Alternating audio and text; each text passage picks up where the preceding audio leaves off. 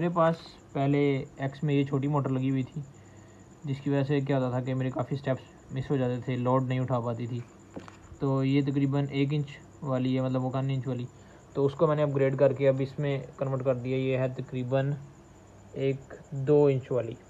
तो पहले आपको बताया था जैसे वाई एक्सिस में मेरे पास एक मोटर थी, ये मैं दिखाता हूँ आपको। ये वाली पहले ये मोटर थी मेरे पास, तो उससे मैंने फिर इसको इसमें अपग्रेड किया। अब इससे मैंने इसको इसमें अपग्रेड कर देना है।